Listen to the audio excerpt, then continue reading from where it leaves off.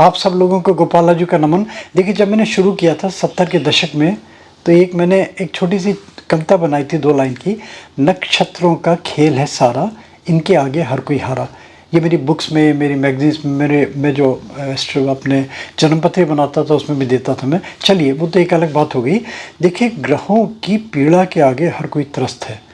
कोई भी है XYZ, चाहे आस्तिक है, चाहे नास्तिक है, चाहे अध्यात्मवाद का है या भौतिकवाद का है, कोई भी, किसी का भी है।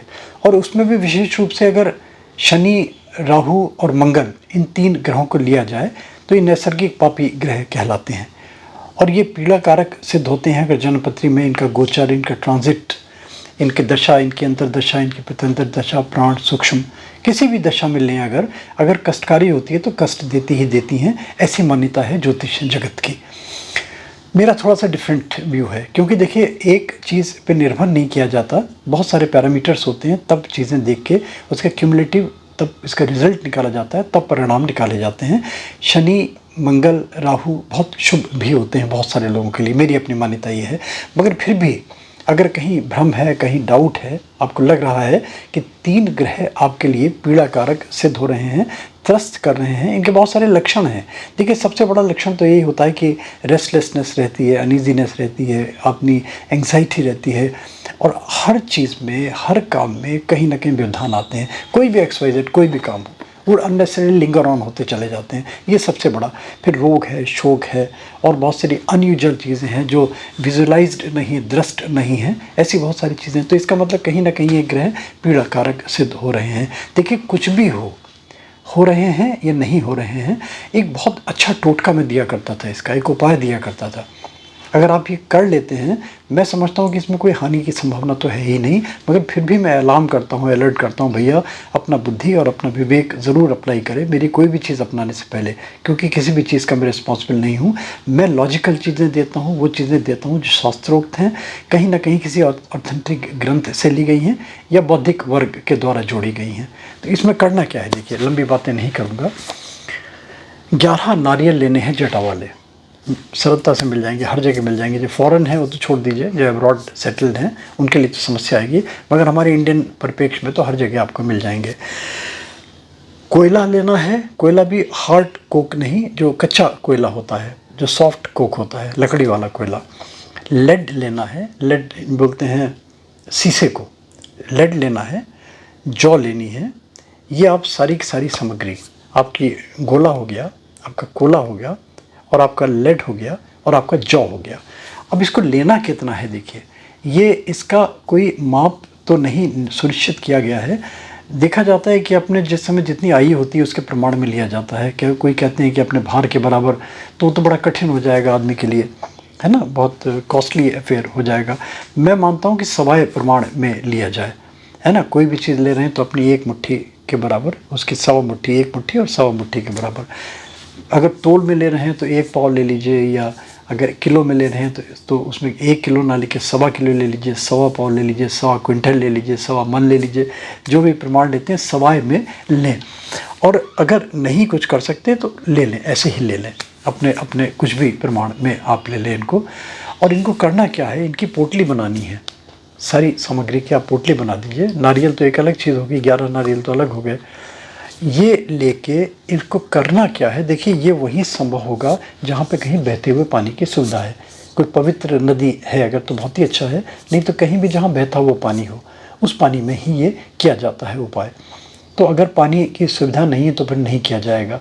और अगर मान लीजिए कभी, जैसे बहुत सारे लोग तीर्थ में जाते हैं, बहुत सारे लोग गंगा स्नान में जाते हैं, बहुत सारे लोग नदी, बहुत सारी इस टाइप की मिलती रहती हैं उन लोगों को, तो अगर कहीं ऐसी सुविधा हो तो फिर वहाँ जाके फिर ये मैनेज किया जाता है, नहीं तो नहीं होगा ये वाला प्रयोग। इसमें करना क्या है, सारी की सारी सामग्री पोटली बना लीजिए, या ऐसे ही कर लीजिए जैसे संभव हो आपको, और अपने नदी के बहते हुए पानी के किनारे जाके अपने जो भी मन में कामना है, जो भी मन में इच्छा है, सबसे अच्छे तो ये होती है कि ये कहें कि प्रभु, हमारे जो भी कष्ट हम ग्रह के कारण हम भोग रहे हैं, जो भी ग्रह दोष हैं हमारे, प्रभु सब शांत करे और सब प्रभु हमारा अच्छा करे। इस भावना से जो भी आपके इष्ट देव हैं, जो आपके गुरु हैं, जो भी आप जिनको मानते हैं, कोई मंत्र जाप करते हैं, कोई पाठ करते हैं, पूजा करते हैं, स्तोत्र करते हैं, जो भी कुछ कर सकते हैं अपनी श्रद्धा से, अपने समय अनुसार, अपनी सुविधा अनुसार वो करके, और वहाँ खड़े होकर एक एक चीज़ नारियल लें 11, एक एक नारियल को 11 बार वारना है, और वारना इस तरीके से एंटी क्लॉकवाइज। एक तो क्लॉक होगी, जो घड़ी की दिशा होती है क्लॉक होती है, और उसकी विपरीत दिशा एंटी क्लॉकवाइज, यानी कि इस तरीके से ये हमारी एंटी क्लॉकवाइज हो गया, यानी कि लेफ़्ट टू राइट और राइट टू लेफ़्ट हो गया तो क्लॉकवाइज हो गया। जनरली इसमें कंफ्यूज करते हैं लोग बाग, तो ये कन्फ्यूज़न दूर करने के लिए मैंने बताया ये कि इस तरीके से एंटी क्लॉकवाइज करते हैं। इसका मतलब ये होता है उतारा, यानी कि जो भी हमारे कष्ट हैं वो हमारे शरीर से, हमारी आत्मा से, हमारे जन्मों से, जो जन्म जन्मांतर तक हमारे कष्ट चले आ रहे हैं, पितृदोष चले आ रहे हैं, ग्रह दोष चले आ रहे हैं, भूत प्रेत या कोई भी अनिर्जल चीज़ों के दोष चले आ रहे हैं, वो प्रभु शांत करे। 11 बार वार के एक नारियल और जल में विसर्जित करना है, फेंकना नहीं है। एक तो होता है फेंक दिया, और एक होता है दोनों हाथों से समर्पित की जैसे भावना होती है, समर्पण की जैसे भावना होती है, वो किया। उसके बाद में और फिर सारी और जितनी पदार्थ सामग्री ली हैं आपने, वो एक एक करके लेके पोटली बनाई है, तो पोटली 11 बार वारें, है ना, 1 2, और हर बार वारने पे अपना शब्द बोलने, कोई अपने शब्द बना लें कि हे प्रभु, हे परमात्मा, हे मेरे गुरुदेव, मेरे कष्टों से मुझे निवृत्त करे, मेरे जो कष्ट हैं प्रभु उनको दूर करे करके, और उसको जल में विसर्जित कर दें। सारी सामग्री जब कर लें तो एक बहुत इम्पॉर्टेंट चीज़ ये होती है कि जब इस टाइप के दान करे जाते हैं ना, तो जो भी आप पहने हुए हैं, जो भी पहने हैं, अगर सोने की अंगूठी है तो घर में भैया उतार के जाइए, अगर कोई कॉस्टली आइटम है, माला पहन के जाती हैं बहुत सारे लेडीज़, हेयर रिंग्स हैं, नोज पिन्स हैं, ये जो भी कुछ है तो घर में उतार के जाइए। नहीं तो इसका तरीका क्या होता है, जो भी तन पे कपड़ा है, जो भी शरीर पे चीज़ है, इवन आपका अंडरवियर भी, आपके अंडर गारमेंट्स भी, है ना, तो वो उसके हिसाब से चलें। फिर वहाँ पर जब करें, ये करने के बाद में सारे के सारे वहीं छोड़ दें आप। इवन चप्पल भी अपनी, तो चप्पल में भैया फटी पुरानी चप्पल पहन के जाएं, कभी नई आप जाएं लेके, और अपने वही नए कपड़े पहन के स्नान करें, और स्नान करने के बाद में सूर्य को अर्घ ज़रूर दें। सूर्य को अर्घ देने के मैंने वीडियोस भी दिए हुए हैं कि किस तरीके से सूर्य को अर्घ दिया जाता है, और पुनः पुनः पुनः पुनः प्रार्थना करके कि प्रभु हमारे जो ग्रह दोष हैं उनसे हमें मुक्ति दे, हमें शांति मिले हमारे ग्रह दोषों से। इस भावना से अपने बस करके, और बस अपने सारे वस्त्र वहाँ उतारने, फिर नए वस्त्र जो भी लेके गए हों आप वो पहने, और पहन के अपने घर आ जाएँ। उसके बाद में अपने जो भी अपने कर्म है फिर करें आप। ये जो उपाय है इतना पावरफुल सिद्ध होगा, इतना शक्तिशाली सिद्ध होगा। बस इसमें चक्कर वो ये कि प्रमाण कितना लिया जाए। अब देखिए, इसको करने के लिए पूछते हैं कि लोग कब करा जाए। देखिए, इसका करने का कोई दिन नहीं है। वैसे अगर अच्छा माने तो अगर आपको अपने जन्म का नक्षत्र पता है ना, जिस दिन आप पैदा हुए, तो जन्म नक्षत्र आप किसी भी कंप्यूटर की जन्म पत्री में देखेंगे, या आप कंप्यूटर में खोलेंगे तो आपके जन्म का नक्षत्र पता चल जाएगा, कोई बहुत बड़ी चीज़ नहीं है। और अगर जन्म का नक्षत्र पता नहीं है आपको, तब किसी भी रविवार के दिन या शनिवार के दिन, और ये करना होता है मध्याह्न में। इस चीज़ का ध्यान रखें, सूर्योदय से लेकर सूर्य अस्त तक, रात्रि काल में नहीं किया जाता ये।